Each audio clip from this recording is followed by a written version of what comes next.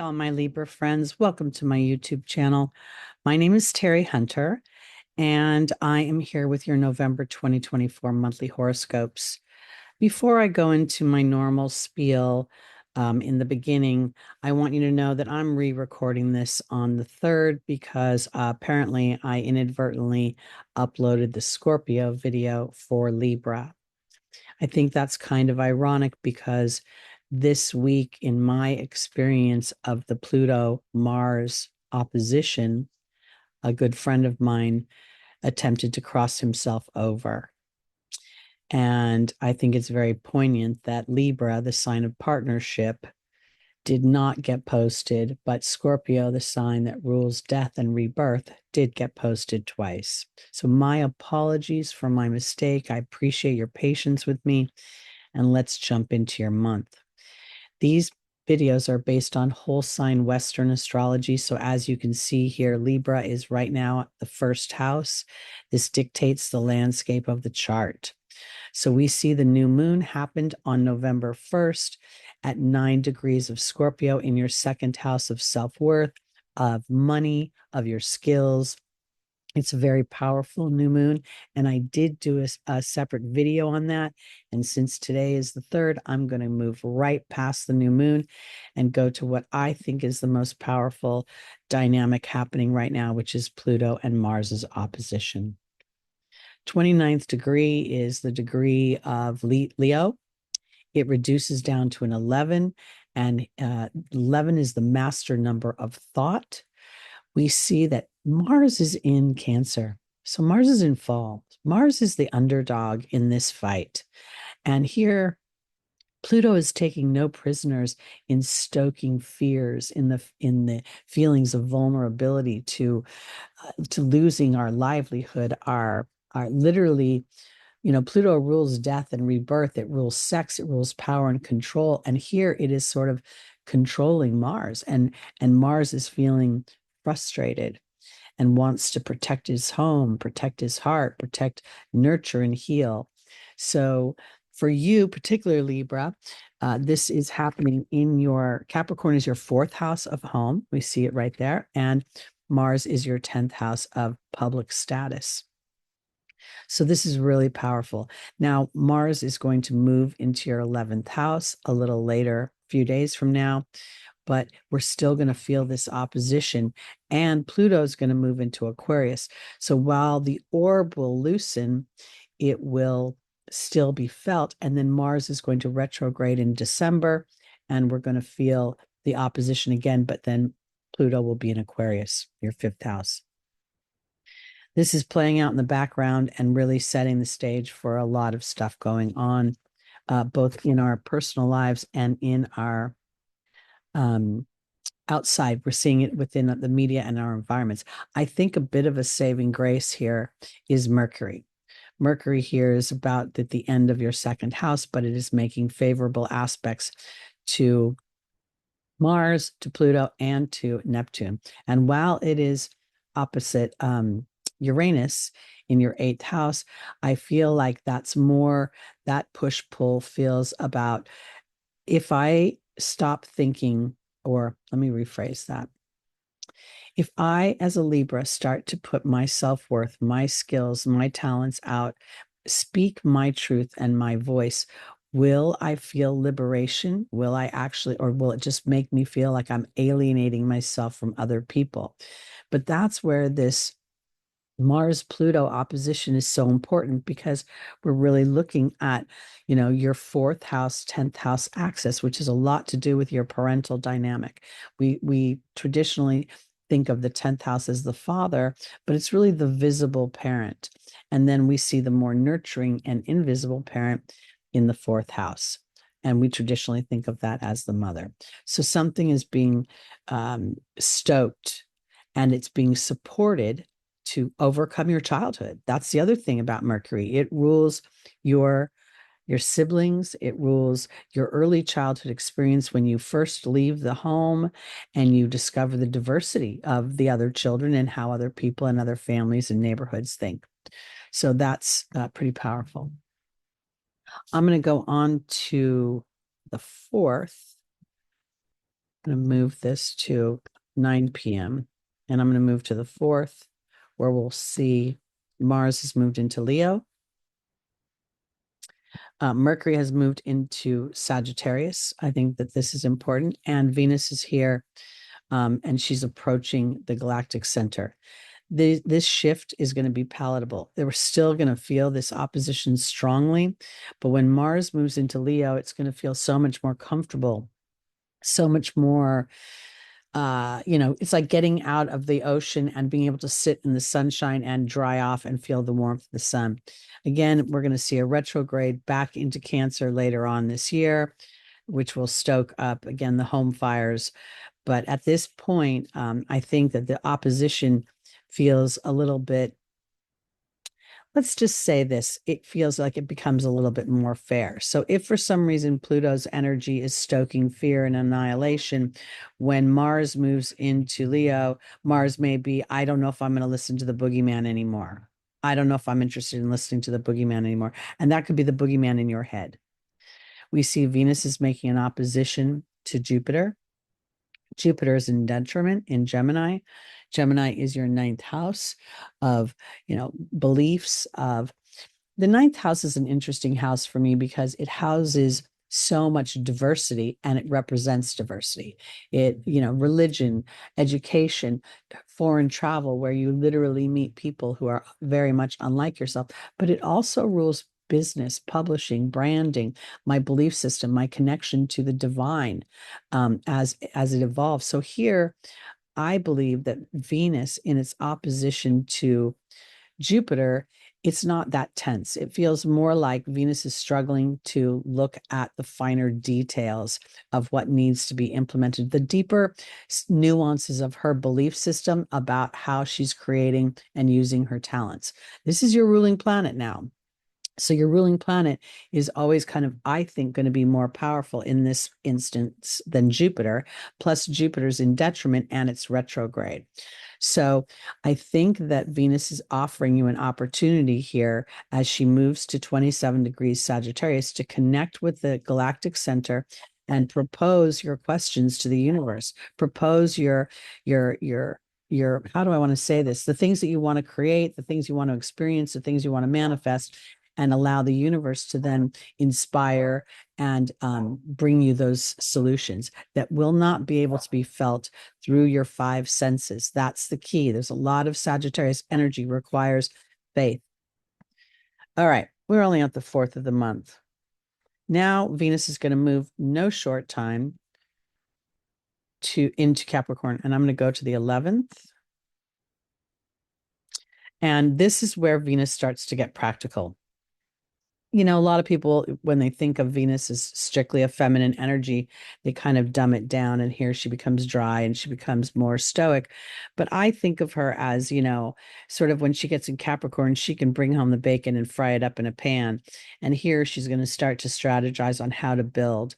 She's gotten answers from the galactic center. She was, transited we've got Mercury coming up on the great attractor at 14 degrees of Sagittarius. Mercury's going to retrograde at the end of the month and go over this spot 3 times. So this is really important because this is the mind and this is my confidence, Venus being my confidence. So as I start to harness my thoughts and understand that they're going to drift and they're going to float around and they're going to be, I've got to do this, I've got to do that. Venus is going to start to bring in the building blocks, the things that she needs to start to see in the material world, what it is that she wants to create. We see, here is Pluto just floating at that 29th degree, hovering around in the background, really poking at that deep psychological imprint on you, where your fears lie, where your home environment told you you were not enough, or you needed to be more responsible, or you needed to be more obligated to something. And as Pluto moves into your 5th house of Aquarius, you're going to really want to rebirth a real 2.0 version of your own personal creativity and what brings you pleasure and excitement. Now we go to the full moon in Taurus. That's going to happen on the 15th at 1:28 p.m. Pacific time. And this is rather significant because not only do we have the full moon, it's conjunct Uranus, we also see Saturn is finally moving direct. Now, Saturn's going to station in the sky. This again is in Pisces in your sixth house of work, of everyday routines, of your service, but also of your health.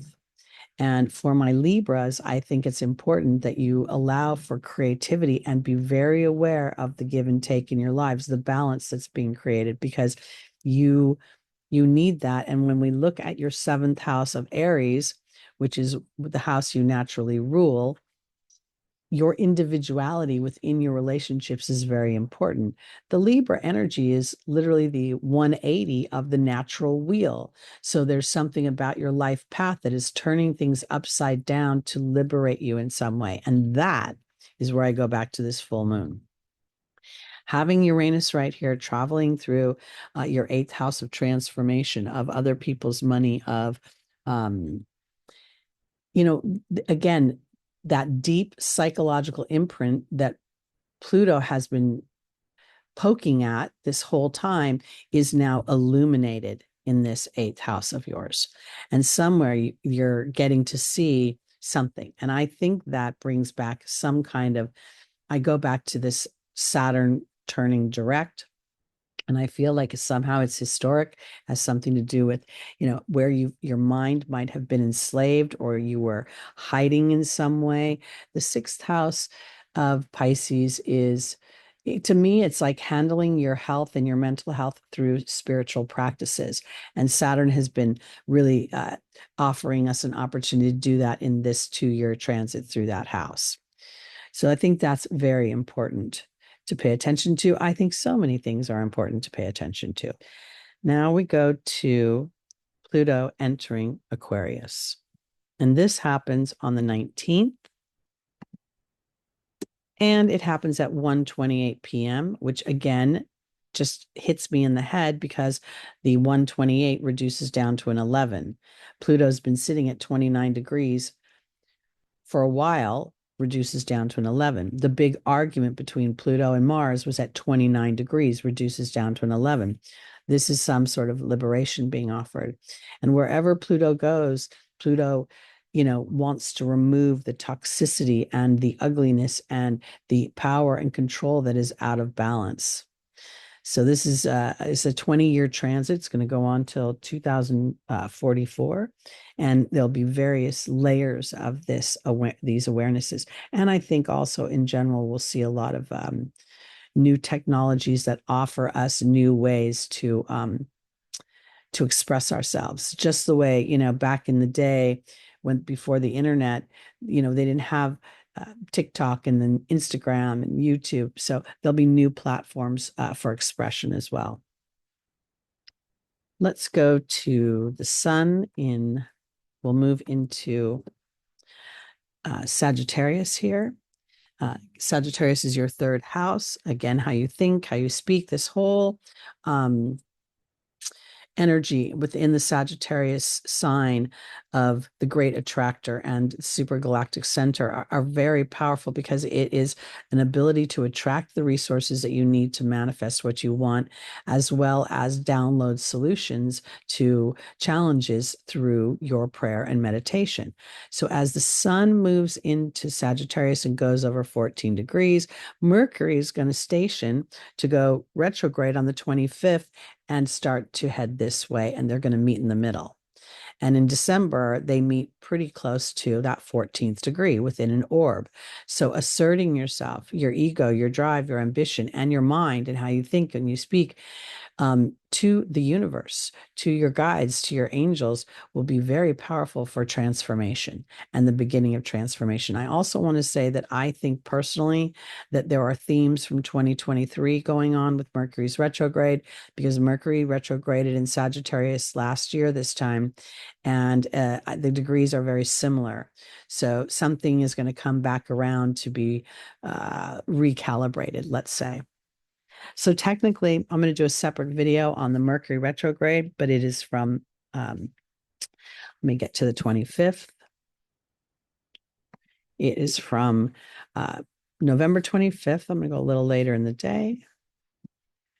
The 22nd degree is very powerful for me because it's that Capricorn degree, and it is a degree that is referred to as, it's really like a Plutonian degree. Okay, something dies so that something else can grow. And to me, this is potentially the death of small-minded thoughts, people, or things that have held you back on an unconscious, subconscious level. And we start this Mercury retrograde 22 degrees for 40 minutes, and it goes all the way back to 6 degrees, 24 minutes. So we're really getting that opportunity to be aware of our thoughts and utilizing a large orb, 5 to 10 degrees within the great attractor, to start to focus in on those things, rather the joy of them rather than the lack of them. And that's going to make it's going to make for a powerful time, because if you're aware of what happened last year this time, this could be the I want to say the 2.0 version of bringing that closer and closer into a manifestation, a reconciliation of some kind in the material world, so that you can anchor into this idea that your connection to the divine is real, and that's how you manifest.